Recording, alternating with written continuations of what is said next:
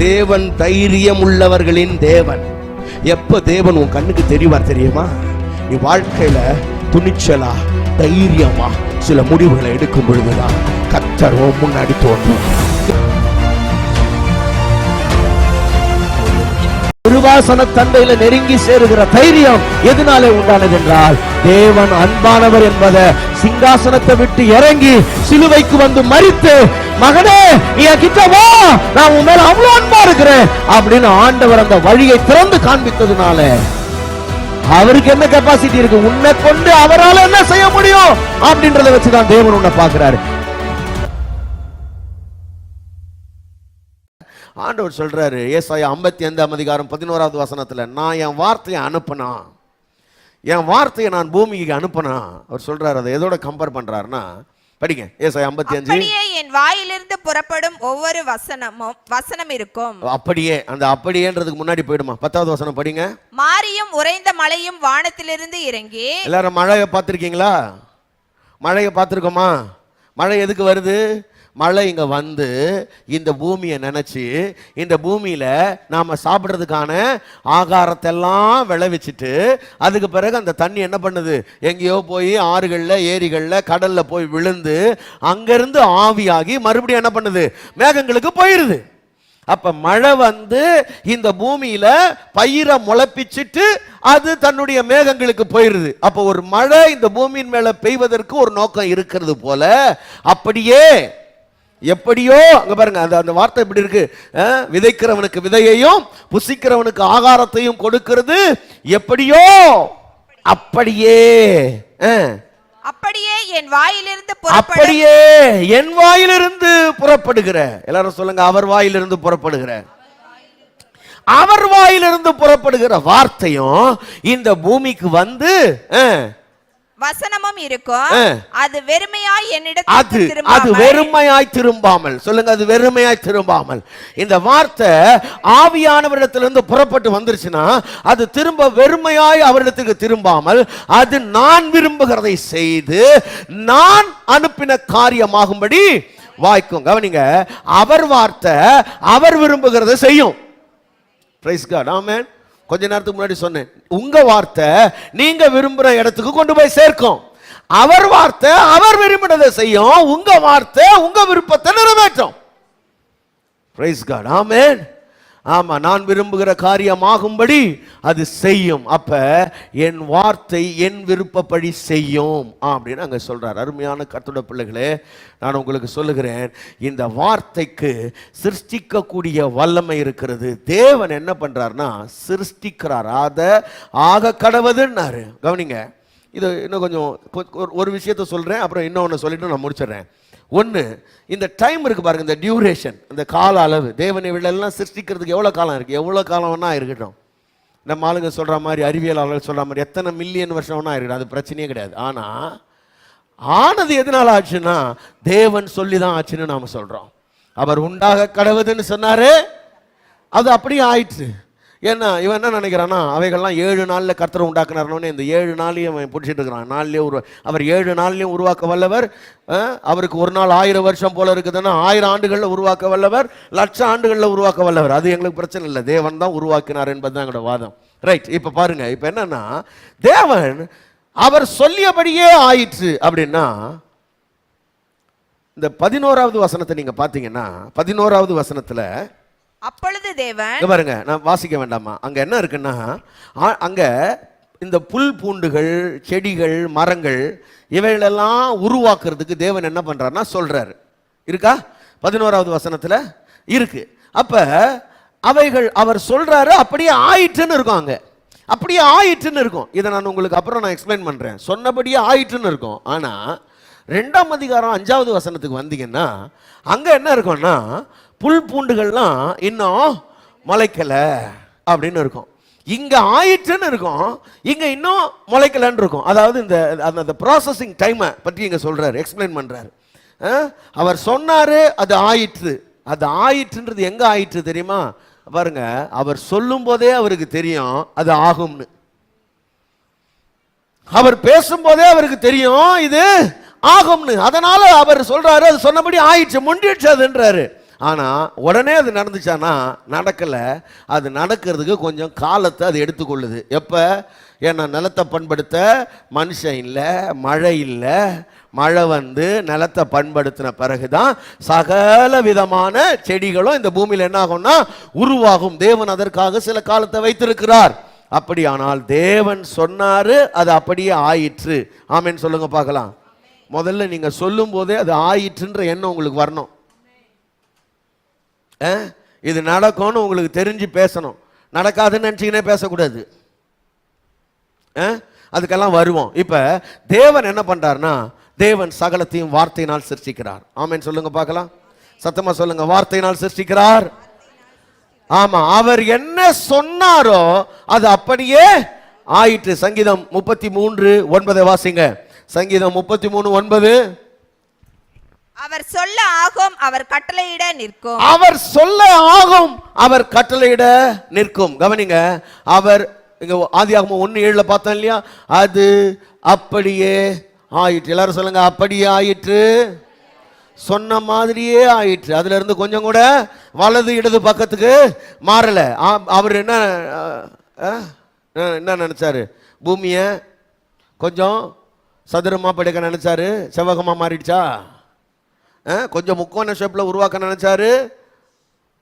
அது குறுங்கோண ஷேப்ல ஆயிடுச்சா? இல்ல இல்ல, அது அப்படியே ஆயிற்று. அப்படின்னா தேவன் என்ன நினைத்தாரோ அது அப்படியே ஆயிற்று. நான் சொல்றேன், நீ என்ன நினைக்கிறியோ அது அப்படியே ஆகும். உன் வாழ்க்கைக்குள்ள உன் எதிர்காலத்தை பற்றி நீ என்ன நினைக்கிற, உன் எண்ணங்கள் எல்லாம் கொஞ்சம் மாத்து. உன் பிள்ளைகளுடைய எதிர்காலத்தை பற்றி எண்ணங்களை மாத்து.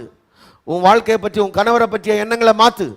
சில ஆட்கள் நினைக்கும் போதே எப்படி தெரியுமா நினைப்பாங்க? இந்த ஆள் ஒரு திருந்தாத ஜென்மம், இந்த ஆள் சாகிற வரைக்கும் திருந்த மாட்டான், இவன் கூட இப்படியே தான் காலம் தள்ளணும். நினைக்காத, மாத்து, எண்ணத்தை மாத்து, அந்த ஆள் மாறுவான். Price God. ஆமென். ஆமா, சில சகோதரர்கள் நினைக்கூடாது இது ஒரு திருந்தாத ஜென்மம். எப்பவுமே சிலருக்கு அப்படிதான் எண்ணங்கள் போகுது. திருந்தாத ஜென்மம், காலமெல்லாம் இது கூட இப்படியே தான் மாரடிக்கணும் போல இருக்குது. எஞ்சி இருக்கிற காலத்தை எப்படி நான் போக போறேன்னு வேதனைப்படக்கூடாது. கர்த்தரால ஆகாத காரியம் உண்டோ? கர்த்தரால் ஆகும். அவர் சொல்லியபடியே ஆயிற்று. அவர் சொல்லியபடியே ஆகும்னு நீங்க முதல்ல நம்புங்க. Praise God. ஆமென். சொல்ல மாட்டீங்களே, அவர் சொல்லியபடியே ஆகும். ஆமா, இன்னும் ஒரே ஒரு விஷயத்தை சொல்லிடுறேன், அதுக்கு பிறகு நான் அடுத்த வாரத்தில் கண்டினியூ பண்றேன். கவனிங்க, ஒரு காரியத்தை உருவாக்கணும்னா அங்க பாருங்க, இப்ப பிரியாணி செய்ய சொல்றேன்னா உங்களுக்கு, உங்ககிட்ட யார்ட்டா பிரியாணி செய்யுங்கம்மா அப்படின்றன்னு வைங்களேன். நீங்க என்ன பண்ணுவீங்க? பாஸ்டர் கொஞ்சம் கறியெல்லாம் வாங்கிட்டு வந்துருங்க. எத்தனை பேருக்கு செய்யணும்? லீடர்ஸுக்கு மட்டும் செய்யணுமா, மொத்த பேருக்கும் செய்யணுமா, இல்லை ஆண்கள் ஐக்கியத்தில் இருக்கிற ஆண்களுக்கு மட்டும் செய்யணுமா அப்படின்னா கேட்பீங்க. இதுக்கு என்னென்னலாம் பொருட்கள் சேர்க்கணும் அதெல்லாம் வாங்கி கொடுங்க, அரிசி எல்லாம் எக்ஸட்ரா எக்ஸட்ரா அதெல்லாம் கேட்பீங்கள்ல. அதெல்லாம் இருந்தால் பிரியாணி வரும். அப்போ ஒன்றை உருவாக்க வேண்டுமானால் அதுக்கான மூலப்பொருட்கள் தேவைப்படுகிறது. அந்த மூலப்பொருட்கள் இருந்தால் தான் ஒன்று உருவாக முடியும். அப்ப தேவன் ஒன்றை உருவாக்கினார் என்று இங்க வசனம் சொல்லுகிறது. நிறைய பேர் கேள்வி கேட்குறாங்க. என்ன கேள்வி கேட்குறாங்கன்னா, தேவன் எதிலிருந்து உருவாக்கினார்? சில ஆட்கள், இதெல்லாம் உங்களுக்கு சும்மா சொல்கிறேன், புரிஞ்சுக்கங்க. பிள்ளைங்க வளர்ந்தீங்கன்னா, சின்ன பிள்ளைங்களாக இருக்கிறவங்களாம் வளர்ந்தீங்கன்னா, நீங்கள் வளர்கிற காலத்தில் இன்னும் கொஞ்சம் அறிவுலாம் பெருத்து போகும். இன்னும் வேறு மாதிரிலாம் கேள்வி கேட்பாங்க. இப்போ முதல்ல இதெல்லாம் தெரிஞ்சுக்குங்க. எதிலிருந்து உண்டாக்கினார்? எந்த சோர்ஸ் இருந்தது அவருக்கு? கடவுள் இல்லை என்று சொல்லுகிறவர்கள் இதெல்லாம் கேள்வி கேட்குறாங்க நம்ம கிட்ட. கவனிங்க, எதிலிருந்து உண்டாக்கினார்? நான் சொல்லுகிறேன் எதிலிருந்து தேவன் உண்டாக்கினார் என்று. தேவன் உண்டாக்கினார் என்ற அந்த அந்த அந்த வார்த்தையை நீங்கள் மறுபடியும் ஆதியாகமத்தில் படித்தோம் இல்லையா? யோவானுக்கு வந்தீங்கன்னா, யோவான் 1ஆம் அதிகாரம் 1வது வசனம் இப்படி சொல்லுகிறது, ஆதியிலே வார்த்தை இருந்தது. எல்லாரும் சொல்லுவோம், ஆதியிலே வார்த்தை இருந்தது. அப்ப கவனிங்க, ஆதியிலே வார்த்தை இருந்தது. சொல்லுங்க, வார்த்தை இருந்தது. நல்லா ஞாபகம் வச்சுங்க, வார்த்தை இருந்தது. வார்த்தை தான் இருந்தது. ஆதியிலே வார்த்தை தான் இருந்தது. சரியா? ஆதியிலே இருந்த வார்த்தை தேவனாய் இருந்தது. ஆதியிலே இருந்த வார்த்தை என்னவா இருந்ததுன்னா தேவனாய் இருந்தது. கவனிங்க, இந்த யோவான் சுவிசேஷத்தை அப்போஸ்தலனாகிய யோவான் 1ஆம் நூற்றாண்டின் கடைசியில் அவர் எழுதுறார்.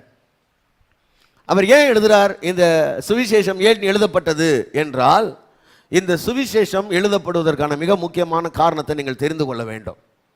இந்த சுவிசேஷம் அந்த நாட்களில் கிரேக்கர்களுக்கு எழுதப்பட்டது.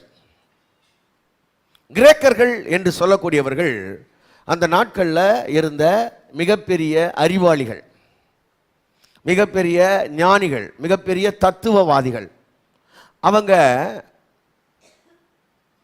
அந்த தத்துவவாதிகளில் பல பிரிவினர்கள் இருந்தாங்க. அதில் பெரும்பான்மையானவர்கள் ஒரு குழுவினர் சொல்கிறாங்க கடவுள் இல்லை என்று சொல்கிறாங்க. இன்னொரு குழுவினர்கள் கடவுள் என்பது வேற ஒன்றும் இல்லை, அறிவு தான் கடவுள் அப்படின்னு சொல்கிறாங்க. அவருடைய தேவன் சோஃபியா. சோஃபியா என்றால் விஸ்டம் என்று பொருள், ஞானம் என்று பொருள். அந்த ஞானம் தான் கடவுள் அப்படின்னு ஒரு கூட்டம் நம்புறாங்க. கவனிங்க, இந்த சோஃபியா அல்லது ஞானம் என்பது வேதம் நம்ம நீதிமொழிகளில் நீங்கள் பார்த்தீங்கன்னா ஞானம் தான் இந்த உலகத்தை சிருஷ்டித்ததுன்னு நீதிமொழிகளில் இருக்குது. நீதிமொழிகள் 8ஆம் அதிகாரத்தில் அந்த ஞானம் தான் இயேசுன்னு 1 கொரிந்தியர் 1ஆம் அதிகாரம் 31ஆம் வசனம் என்று நினைக்கிறேன். அவரே நமக்கு ஞானமும் நீதியும் மீட்புமானார்னு இருக்கு. அப்ப கிறிஸ்து தான் ஞானம்னு நமக்கு பைபிள்ல இருக்கு. சரி, இது இருக்கட்டும்.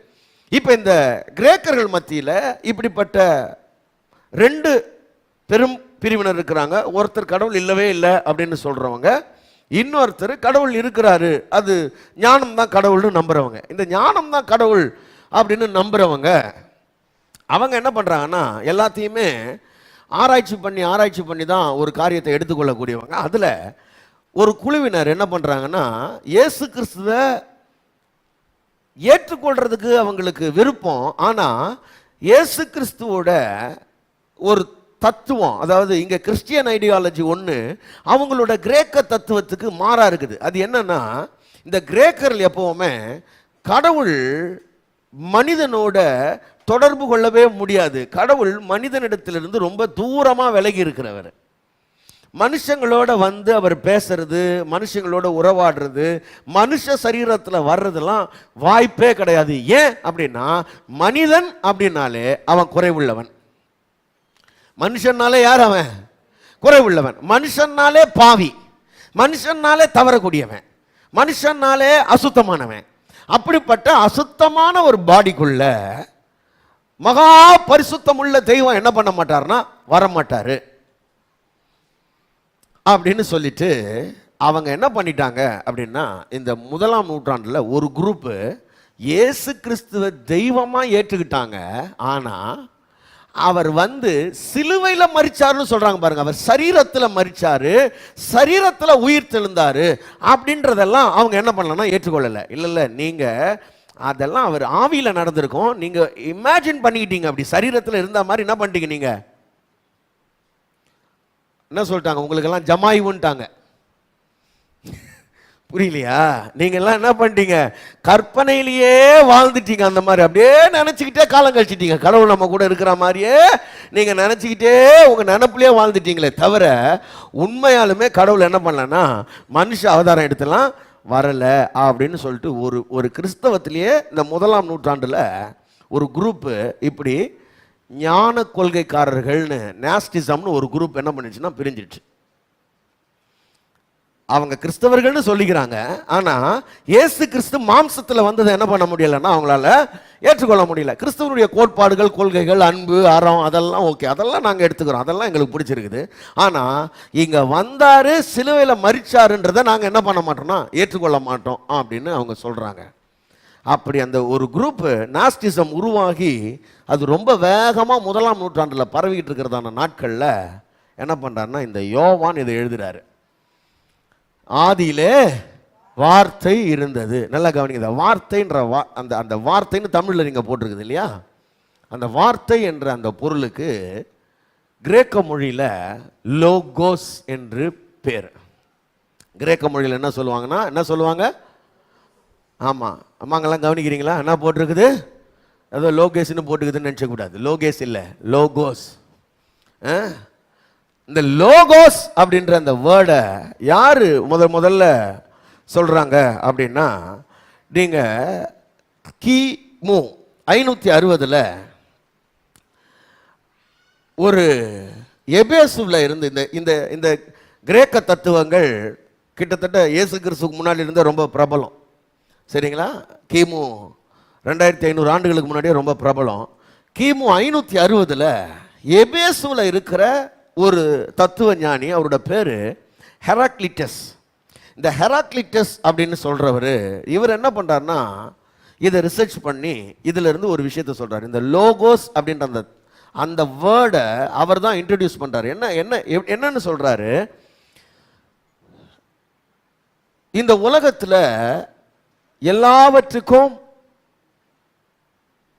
எல்லாம் உருவாவதற்கு மூல காரணமான ஒரு ரீசன் அல்லது ஒரு சோர்ஸ் இருக்குமானால், ஏன்னா எல்லா படைப்புகளுமே ஒரு ஒழுங்கா இருக்கு, ஒன்றிலிருந்து ஒன்று உருவான மாதிரி ரொம்ப ஒழுங்கா இருக்கு. அந்த ரீசன் அல்லது அந்த ஒழுங்குக்கு காரணம் யாருன்னா, கவனிங்க, அந்த லோகோஸ் தான். அதாவது அந்த லோகோஸ்ன்ற அந்த வேர்டை எதுக்கு பயன்படுத்துறாருன்னா, அதுதான் கடவுளா இருக்க முடியும். அந்த லோகோஸ் தான் கடவுளா இருக்க முடியும். அவர் சொல்றார், அந்த லோகோஸ்குள்ள இருந்து தான் சகலமும் வந்தது. அந்த லோகோஸ்குள்ள இருந்து தான் என்ன பண்ணுச்சு, சகலமும் வந்தது அப்படின்னு சொல்றாரு இந்த ஹெராக்லிட்டஸ். இந்த ஹெராக்லிட்டஸ் சொன்னதுக்கு பிறகு கிரேக்க தத்துவங்கள்ல பல பிரிவுகள் இருக்கு. அதுல ரொம்ப முக்கியமான பிரிவுகள் ஸ்டாயிக்ஸ். ஸ்டாயிக்ஸோட பிலாசபி இன்னைக்கு கூட சிலர் அதெல்லாம் ரொம்ப ஃபாலோ பண்றாங்க. ஸ்டோயிசிசம்னு நீங்க போட்டீங்கன்னா அதை படிக்கலாம் நீங்க. அது இன்னைக்கு நிறைய பேர் ஃபாலோ பண்றாங்க. பாருங்க, 3000 வருஷமா அதெல்லாம் ஃபாலோ பண்ணுகிறாங்க. இன்னும் அந்த ஸ்டாயிக்ஸ் என்ன பண்றாங்கன்னா, இதை அப்படியே பிடிச்சிக்கிட்டாங்க. அப்படியே பிடிச்சிக்கிட்டு அதை அப்படியே இந்த லோகோஸ் தான் என்னன்னு சொல்றாங்க, சோர்ஸ் ஆஃப் ஆல் சோர்சஸ். அதாவது எல்லா ஆதாரங்களுக்கும், இந்த உலகத்தில் எந்த ஒரு பொருள் உருவாவதற்கும் மூல ஆதாரமாய் ஒன்று இருக்குமானால் அது என்னன்னா இந்த லோகோஸ் அப்படின்னு இந்த ஸ்டாயிக்ஸ் சொல்ல ஆரம்பிச்சிட்டாங்க. ஸ்டாயிக்ஸோட முன்னாடி இந்த இவர் ஹெராக்லிட்டஸ் சொன்னாரு. அதுக்கப்புறம் ஃபிலோன்னு ஒரு பிலாசபர் இருந்தார், அவரும் இதை சொல்றாரு. அதுக்கப்புறம் ஸ்டாயிக்ஸ் ரொம்ப ஸ்ட்ராங்கா என்ன பண்றாங்கன்னா பிலீவ் பண்ண ஆரம்பிச்சிட்டாங்க, இந்த லோகோஸ் தான் இந்த உலகம் எல்லாம் உருவாவதற்கு மிக முக்கியமான காரணம் அப்படின்னு சொல்லி நம்ப ஆரம்பிச்சிட்டாங்க. கவனிங்க, இப்ப இந்த பின்னணியிலிருந்து வர்றவங்க எல்லாருக்குமே இந்த ஸ்டோயிசிசம், எபிகூரியனிசம், இப்படி கிரீக் பிலாசபியினுடைய பின்னணியிலிருந்து வரக்கூடிய எல்லாருக்குமே என்ன தெரியும் அப்படின்னா, இந்த லோகோஸ் தான் சகலத்தையும் உருவாவதற்கு காரணமா இருந்தது அப்படின்னு சொல்லி அவங்களுக்கு தெரியும். அப்ப கவனிங்க, யோவான் எடுத்த உடனே ஆதியிலே வார்த்தை இருந்ததுன்னு படிக்கூடாது, ஆதியில லோகோஸ் இருந்ததுன்னு போடுறாரு. நீ சொல்லிட்டு இருக்கிறிய சகலமும் லோகோஸால உருவாக்கப்பட்டதுன்னு, அந்த லோகோஸே சகலத்தையும் உருவாக்குவதற்கான ரீசன், சகலத்தையும் உருவாக்குவதற்கான சோர்ஸ் எங்க இருந்து கிடைச்சதுன்னா அதுதான் ஜீசஸ்னு சொல்றாரு. பிரைஸ் காட், ஹல்லேலூயா. சகலமும் எங்க இருந்து உண்டாச்சு? இயேசுவில இருந்து உண்டாச்சு. ஆதியிலே வார்த்தை இருந்தது, அந்த வார்த்தை தான் தேவனா இருந்தது. அவரு 14வது வசனத்துல வந்து முடிக்கிறாரு. இப்படியே சொல்லிட்டு சகலமும் அவர் மூலமா உண்டாயிற்று, உண்டானது ஒன்றும் அவரால் இல்லாமல் என்ன பண்ணல, உண்டாகலன்னு சொல்லிட்டு அந்த வார்த்தை, அந்த லோகோஸ், நீ சொல்றியே இங்க மனுஷங்கிட்ட வரவே வராதுன்னு சொல்ற அந்த லோகோஸ் மாம்சமாகி நம்மள மாதிரி மனுஷ சரீரம் எடுத்து இந்த பூமிக்கு என்ன பண்ணாரு, வந்தாரு அப்படின்னு சொல்லப்பட்டிருக்கு. கவனிங்க, இதை சொல்றதுக்கு தான் யோவான் அவ்வளவு தூரமா அதை எக்ஸ்பிளைன் பண்றாரு. இப்ப நம்ம பாயிண்ட் என்ன, ஒன்றை உருவாக்க வேண்டுமானால் அங்க சோர்ஸ்னு ஒன்று தேவை. ஏதோ ஒன்றிலிருந்து தான் ஒன்றை உருவாக்க முடியும். ஆனா தேவனுக்கு அது தேவையில்லை. ஏன்னா தேவனே சோர்ஸா இருக்கிறார், அவரே மூலாதாரமா இருக்கிறார். ஆமே, ஒன்றுமே இல்லாமல் இருந்து தேவன் சகலத்தையும் உருவாக்க வல்லவராய் இருக்கிறார். எத்தனை பேர் அதை நம்புறீங்க? அல்லேலூயா. ஆமா, நீங்களும் நானும் மனிதர்கள், நமக்கு தான் சோர்ஸ் எல்லாம் தேவை. இது இருந்தா தான் அது ஆகும்னு நினைப்போம். எதுவுமே இல்லாம சகலமும் ஆகும். அதனால தான் ஆபிரகாம் இந்த தேவனை எப்படி பார்க்கிறான் என்றால், ரோமர் 4ஆம் அதிகாரம் 17வது வசனம் என்ன சொல்லுகிறது? வாசிங்க. ரோமர் 4:17. அநேக ஜாதிகளுக்கு உன்னை தகப்பனாக ஏற்படுத்தினேன் என்று எழுதி இருக்கிறபடி அவன் தான் விசுவாசித்தவருமாய் மரித்தோரை உயிர்ப்பித்து இல்லாதவைகளை இருக்கிறவைகளை போல அழைக்கிறவருமாய் இல்லாதவைகளை இருக்கிறதை போல அழைக்கிறவர். சொல்லுங்க, இல்லாதவைகளை இருக்கிறதை போல அழைக்கிறவர். இல்ல ஆனா அதை இருக்கிறதாக அழைப்பவர், ஒன்றும் இல்லாமல் இருந்து சகலத்தையும் உருவாக்குவர் நம்முடைய தேவன். ஆமென். கவனிங்க ஐயா, இதுக்கெல்லாம் சோர்ஸ் வேணாமா? இயேசு தான் சோர்ஸ். ஆமென். ஒன்றும் இல்லாமல் இருந்து சகலத்தையும் உருவாக்கக்கூடிய தேவன் அவர். கவனிங்க, மரியாள் இடத்துல தேவதூதன் வந்து சொல்லுகிறான், மரியாளே நீ கர்ப்பவதியாகி ஒரு குமாரனை பெறுவாய். அந்த அம்மா கேக்குது, சோர்ஸ் எங்க இருக்கு? சோர்ஸ் இல்லையே சார், நான் புருஷனை அறியனே. ஒரு குழந்தை வேணும்னா அதுக்கு கல்யாணம் ஆகணும், அதுக்கு ஒரு ஆண் துணை வேணும், சோர்ஸ் வேணும். ஆம்பளை இருந்தா தான் இது நடக்கும். ஆண்டவர் சொல்றாரு, ஆம்பளை இல்லைனாலும் ஆண்டவரால நடக்கும். ஆண்டவரால நடக்கும். பரிசுத்த ஆவி உன்மேல் வருவாரு, நீ கர்ப்பவதியாகி ஒரு குமாரனை பெறுவார். நல்லா கவனிங்க, இந்த சோர்ஸ் அந்த அம்மா எதிர்பார்க்குதுல்ல, அது இல்ல, ஆனா இது நடக்கும்ன்றாரு. அந்த அம்மா என்ன தெரியுமா சொல்லுது? நீர் சொல்லியபடியே ஆக கடவுது. நீர் சொல்லியபடியே ஆக கடவுது. நீங்க சொன்னா அது நடந்துரும் ஆண்டவரே, நீங்க சொன்னது நடக்கட்டும். எல்லாரும் சொல்லுங்க, நீங்க சொன்னது நடக்கட்டும். அல்லேலூயா. அவர் சொன்னது நடக்கணுமா அவங்க வாழ்க்கையில? விரும்புறீங்களா? அவர் சொன்னது நடக்கணும். ஆமென். அவர் சொன்னது நடக்கணும். அவர் சொன்னது நீங்களும் சொல்லணும் உங்க வாழ்க்கையில. அல்லேலூயா. ஆமா, அந்த வசனத்தை படிக்கிறீங்களா? லூக்கா 1 அதை மட்டும் வாசிச்சு முடிச்சிருவோம். லூக்கா 1:38. லூக்கா 1:38 வேகமா. அதற்கு மரியாள், இதோ நான் ஆண்டவருக்கு அடிமை, உம்முடைய வார்த்தையின்படி எனக்காக கடவது என்றார். எல்லாரும் சொல்லுங்க, உம்முடைய வார்த்தையின்படி எனக்காக கடவது. சத்தமா சொல்லுங்க, உம்முடைய வார்த்தையின்படி ஆக கடவது. நல்லா சொல்லுங்க, உங்களுடைய வார்த்தையின்படி ஆக கடவுது. ஜபம் பண்ண போனீங்கன்னா அது இது லொட்டு லொசுக்குன்னு பேசிக்கிட்டு இருக்கக்கூடாது. ஆண்டவரே உம்முடைய வார்த்தையின்படி ஆக கடவுது. ஏன்னா நீர் என்னை பத்தி நல்லதெல்லாம் நிறைய சொல்லிட்டீரு, உம்முடைய வார்த்தையின்படி ஆக கடவுது. ஆமென். ஆமா, நீங்க ஆண்டவருக்கு ரூட்டு போட்டு கொடுக்காதீங்க, ஆண்டவருக்கு ஐடியாலாம் கொடுக்காதீங்க. நிறைய ஜபம் பண்ண போனா நிறைய ஐடியா பண்ணி வேலைலாம் பண்ணக்கூடாது. ஜபம் பண்ண போனா ஜபம் பண்ற வேலையை மட்டும் பார்க்கணும். ஆமென். பக்கத்தில் எப்படி சொல்லுங்க, ஜபத்தில் ஆண்டவருக்கு ஐடியா கொடுக்காத. ஆண்டவரே நீர் அதை அப்படி செய்யும், நீர் இதை எப்படி செய்யும். அவருக்கு ஐடியா கொடுக்காத, அவர் சொல்லிட்டாரு, அவர் அதை செய்வாரு. ஆண்டவரே உம்முடைய வார்த்தையின்படி ஆக கடவுது. தாவீது போறான், தேவாலயத்துக்குள்ள பிரவேசிக்கிறான், ஆண்டவரே உம்முடைய வார்த்தையின்படி ஆக கடவுது. தாவீது சொல்றான். ஆமென். அப்ப நான் சொல்றேன், தேவன் சொன்னா அது அப்படி ஆகும். அவருக்கு சோர்ஸ் எல்லாம் தேவையில்லை, சோர்ஸ் இல்லாம ஆகும். கடைசியா ஒன்று சொல்லட்டுமா? ஒன்னு சொல்லி முடிச்சிடுறேன். தேவன் கடைசி வசனம் ஆதியாகமம் 1:31 நினைக்கிறேன். இங்க பாருங்க, கடைசி வசனம், தேவன் உண்டாக்கின எல்லாவற்றையும் பார்த்தார், அது எப்படி இருந்ததா? சொல்லுங்க, எப்படி இருந்தது? நாங்க அவர் சொன்னார், அது ஆயிற்று, அது மிகவும் நன்றாயிருந்தது. என்னங்க, நல்லா இருக்குதுங்க. அவர் சொல்லி எது ஆச்சோ அது நல்லா இருக்குது. ஆமென் சொல்லுங்க பார்க்கலாம். அவர் சொல்லுவார், அது அப்படியே ஆகும், அது நல்லா இருக்கும். அவர் வார்த்தை அவர் உருவாக்குறாரு, அது நல்லா இருக்குது பார்க்கறதுக்கு. ஆமென் சொல்லுங்க பார்க்கலாம். அவர் வார்த்தையின்படி ஒன்று உருவாச்சுன்னா அது நல்லா இருக்கும். ஆமென் சொல்லுங்க பார்க்கலாம். எல்லாரும் சொல்லுங்க, அவர் வார்த்தையின்படி உன் வாழ்க்கை உருவாகும் பொழுது அது நல்லா இருக்கும் பார்க்கறதுக்கு. ஆமென் சொல்லுங்க பார்க்கலாம். அவர் வார்த்தையின்படி உன் வாழ்க்கை உருவானால் அது பார்ப்பதற்கு நன்றாக இருக்கும், அது பார்க்கறதுக்கு ரொம்ப நல்லா இருக்கும். உன் பார்வைக்கு நல்லா இருக்கும், அடுத்தவங்க பார்வைக்கு நல்லா இருக்கும். ஆமென் சொல்லுங்க. தேவன் பார்த்து சொல்லி அது உருவாக வேண்டும். ஆகவே உங்கள் வாழ்க்கை நன்றாக இருக்கும். கர்த்தர் ஆசீர்வதிப்பார். கவனிங்க, இன்று முதல் வாயை கொஞ்சம் ட்ரெயின் பண்ணுங்க. இன்னிலிருந்து என்னெல்லாம் ட்ரெயின் பண்ணணும்னு சொல்ல போகிறோம். கவனமாக இருங்க. ஏன்னா இந்த வாய் வாழ்க்கையை அழிக்கும் இல்லை ஆசீர்வதிக்கும். ரொம்ப முக்கியம். மரணம் ஜீவன் ரெண்டும் இங்கே இருக்குது.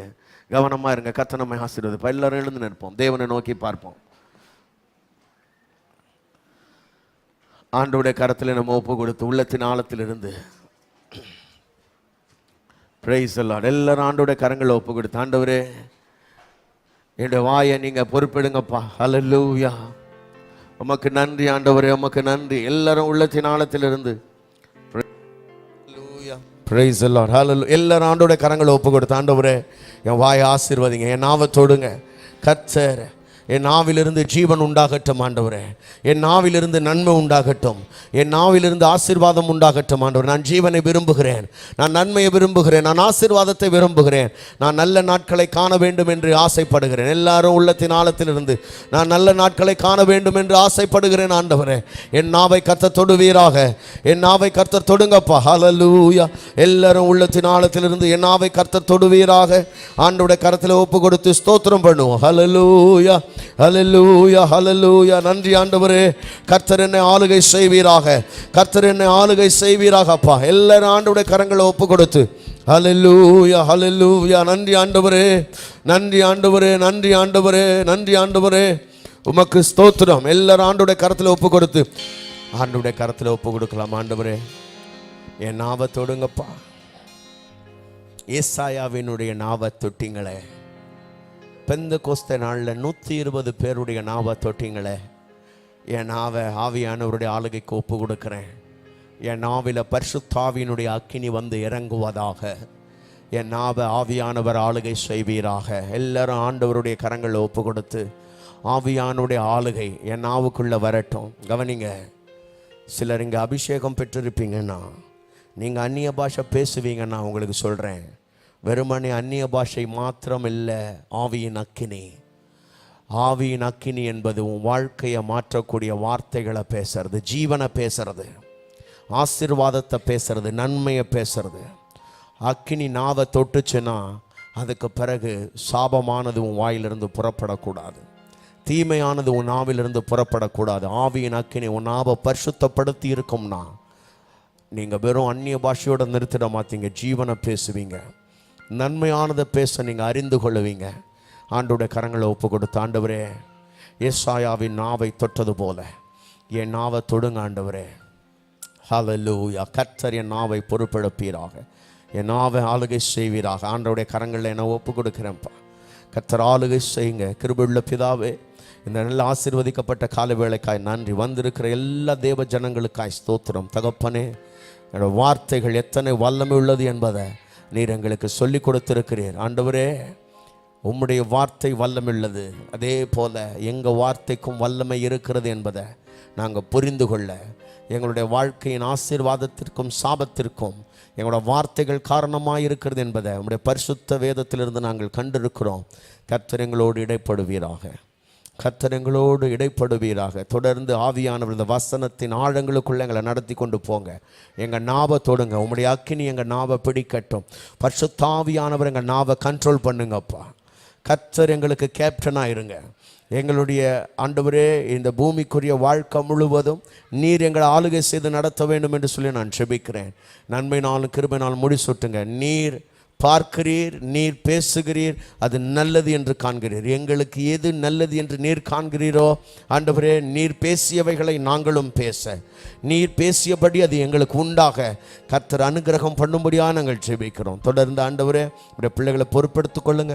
பலவீனமாக இருக்கிற உடைய பிள்ளைகள் இயேசுவின் நாமத்தில் பலனடையட்டும். சமாதான குலைச்சலோடு யாராவது வந்திருப்பார்களானால் கர்த்தர் அவளை பூர்ண சமாதானத்தினால் நிறைக்கும்படியாக நாங்கள் ஜெபிக்கிறோம். அவருடைய இருதயத்தை கர்த்தர் பூர்ண சமாதானத்திற்குள்ளே நடத்துவீராக. சற்றே நிழல்ல மறைங்க. நன்மையினாலும் கிருபையினாலும் முடிசூட்டுங்கப்பா. கர்த்தாவே, உடைய பிள்ளைகளை சாட்சியாய் நிறுத்தும்படியாக நான் ஜெபிக்கிறேன். அவருடைய இருதயங்கள் என்னென்ன காரியங்களுக்காக ஏங்குகிறதோ, வாஞ்சிக்கிறதோ, தவிக்கிறதோ இந்த வருஷத்தில் தானே கர்த்தர் வாசல்களை திறங்கப்பா. திறந்த வாசல் நம்முடைய பிள்ளைகளுக்கு முன்பாக வைங்க. ஒருவரும் பூட்டக்கூடாதபடி திறக்கிறவர், ஒருவரும் திறக்கக்கூடாதபடி பூட்டுகிற தேவன். ஆண்டவரே, திறந்த வாசலை கட்டளையிடுங்க. நன்மையும் கிருபையும் தொடர செய்யுங்க. ஆசீர்வதிங்க, நன்மை கட்டளையிடுங்க. தீங்களுக்கு விலை பாதுகாத்துக் கொள்ளுங்க. இயேசு கிறிஸ்து மூலம் ஜெபிக்கிறோம் நல்ல பிதாவே. ஆமென், ஆமென். சேர்ந்து சொல்லுவோம். என் ஆத்துமாவே கர்த்தரை ஸ்தோத்ரி, என் முழு உள்ளமையோட பரிசுத்த நாமத்தை ஸ்தோத்ரி. என் ஆத்துமாவே கர்த்தரை ஸ்தோத்ரி, அவர் செய்த சகலபாடு மறவாதே. ஆமென். நம்முடைய கர்த்தராகிய இயேசு கிறிஸ்துவின் கிருபையும் பிதாவாகிய தேவனுடைய அன்பும் பரிசுத்த ஆவியானுடைய அந்யோன்ய ஐக்கியமும் சிநேகமும் இப்பொழுதும் எப்பொழுதும் நம்மோடும் உலகத்துள்ள சகல பரிசுத்தவானும் தங்கி இருப்பதாக. Amen, amen. Hallelujah, hallelujah, hallelujah. Praise the Lord. ஆராதனை நேரங்கள்: ஞாயிறு காலை 7 மணி, மாலை 6:30 மணி. எங்களை தொடர்பு கொள்ள வேண்டிய தொலைபேசி எண்கள் 92-831-606662,